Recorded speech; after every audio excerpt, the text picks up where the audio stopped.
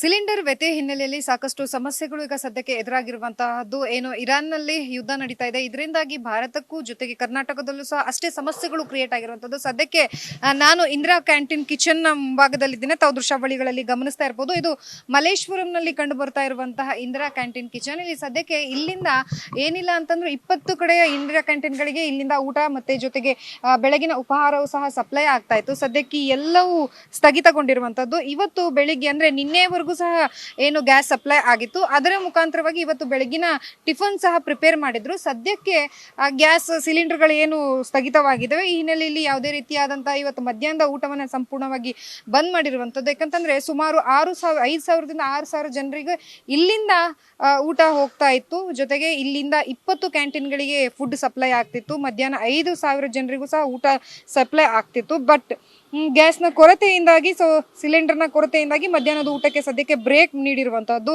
ಇನ್ನು ಬಡವರ ಊಟ ನೀಡಬೇಕಾಗಿರೋ ಹಿನ್ನೆಲೆಯಲ್ಲಿ ಸಾಕಷ್ಟು ಜನರು ಇಂದಿರಾ ಕ್ಯಾಂಟೀನ್ ಮೇಲೆ ಅವಲಂಬಿತರಾಗಿರ್ತಾರೆ. ಅವರಿಗೆ ಇಲ್ಲಿಂದ ಊಟ ಸಪ್ಲೈ ಆಗ್ತಿತ್ತು. ಇವತ್ತು ಅವ್ರಿಗೂ ಸಹ ಹೊಡೆತ ಬಿದ್ದಿರುವಂತಹದ್ದು.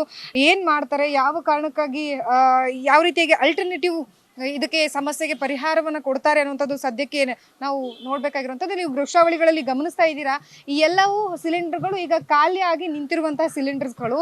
ಸೊ ಪ್ರತಿದಿನ ಬೆಳಗ್ಗೆ ಬರ್ತಾ ಇತ್ತು. ಸದ್ಯಕ್ಕೆ ಸಿಲಿಂಡರ್ ಪೂರೈಕೆಯಲ್ಲಿ ವ್ಯತ್ಯಯ ಆಗಿರೋದ್ರಿಂದಾಗಿ ಸದ್ಯಕ್ಕೆ ಎಲ್ಲವೂ ಸ್ಥಗಿತವಾಗಿದೆ. ಮಧ್ಯಾಹ್ನದ ಊಟ ಇಲ್ಲ. ಇವತ್ತು ಸಂಜೆ ಊಟಕ್ಕೂ ಸಹ ಈಗ ಗ್ಯಾಸ್ ಬಂದ್ರೆ ಮಾತ್ರ ತಯಾರಿಸೋಕೆ ಸಾಧ್ಯ ಆಗುತ್ತೆ ಅಂತ ಹೇಳಿ ನಾನು ಇಲ್ಲಿರೋರನ್ನ ಮಾತಾಡಿಸ್ತಾ ಹೋಗ್ತೀನಿ. ಪ್ರತಿದಿನ ಇಲ್ಲಿಂದ ಎಷ್ಟು ಜನಕ್ಕೆ ಊಟಕ್ಕೆ ಹೋಗ್ತಿತ್ತು, ಸದ್ಯಕ್ಕೆ ಎಷ್ಟರ ಮಟ್ಟಿಗೆ ತಾತ್ಕಾಲಿಕವಾಗಿ ಏನಾದರೂ ಮಾಹಿತಿ ಬಂದಿದೆಯಾ ಅಂತ ಹೇಳಿ. ಸರ್, ಇಲ್ಲಿಂದ ಎಷ್ಟು ಜನಕ್ಕೆ ಊಟಕ್ಕೆ ಕಳಿಸ್ತಾ ಇದ್ರಿ ಪ್ರತಿದಿನ? ಮೇಡಮ್, ಡೈಲಿ 5,000ರಿಂದ 6,000 ಜನಕ್ಕೆ ಊಟ ಕಳಿಸ್ತೀವಿ. ಇವಾಗ ಗ್ಯಾಸ್ 2-3 ದಿವಸದಿಂದ ಸ್ವಲ್ಪ ಬರ್ತಾ ಇಲ್ಲ ಕರೆಕ್ಟಾಗಿ. ಅವಾಗಿಂದ ಮಾಡ್ತಾ ಕರೆಕ್ಟ್ ಆಗ್ತಿಲ್ಲ. ಇವಾಗ ಬ್ರೇಕ್ಫಾಸ್ಟ್ ಕಳಿಸಿದ್ದಾರೆ ಬೆಳಗ್ಗೆ ಒಂದು 6,000. ಇವಾಗ ಲಂಚ್ ಗ್ಯಾಸ್ ಇಲ್ಲದ ಕಾರಣ ಕಳಿಸಿಲ್ಲ. ಇವಾಗ ಡಿನ್ನರು ಕಳ್ಸೋಕ್ಕಾಗಲ್ಲ, ಗ್ಯಾಸ್ ಬಂದರೆ ಅಷ್ಟೇ ಕಳಿಸೋದು. ಈಗ ಯಾವ ಅಲ್ಟರ್ನೇಟಿವ್ ಆಗಿ ನಿಮ್ಗೆ ಏನಾದ್ರು ತಾತ್ಕಾಲಿಕವಾಗಿ ಏನಾದ್ರು ಮಾಡ್ಕೊಡ್ತೀವಿ ಗ್ಯಾಸ್ ವ್ಯವಸ್ಥೆನ ಅಂತ ಏನಾದ್ರು ಹೇಳಿದ್ದಾರೆ. ನಾಳೆ ಬೆಳಗ್ಗೆ ಮಟ್ಟ ಕಳ್ಸಂತೆ ಹೇಳಿದ್ದಾರೆ. ಬಂದ್ರೇನೆ ಬ್ರೇಕ್ಫಾಸ್ಟ್ ಮಾಡಬಹುದು, ಇಲ್ಲಾಂದ್ರೆ ಇಲ್ಲ. ನೋಡಿದ್ರಲ್ಲ, ಒಟ್ಟಾರೆಯಾಗಿ ಸದ್ಯಕ್ಕೆ ಸಿಲಿಂಡರ್ನ ವ್ಯವಸ್ಥೆ ಮಾಡುವವರೆಗೂ ಸಹ ಯಾವುದೇ ರೀತಿಯಾದಂತ ಅಡುಗೆ ಮಾಡೋದಕ್ಕೆ ನಮಗೆ ಅಸಾಧ್ಯವಾಗುತ್ತೆ.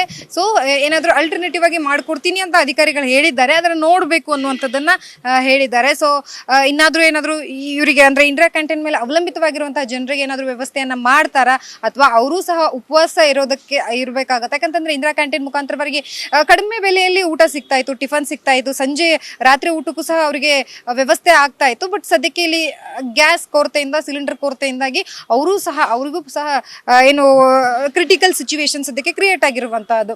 ಕ್ಯಾಮ್ರಾ ಪರ್ಸನ್ ವಿಶ್ವನಾಥ್ ಜೊತೆ ಲಕ್ಷ್ಮೀ ಬಾಗಲಕೋಟೆ, ಅಶ್ವಗ ನ್ಯೂಸ್, ಬೆಂಗಳೂರು.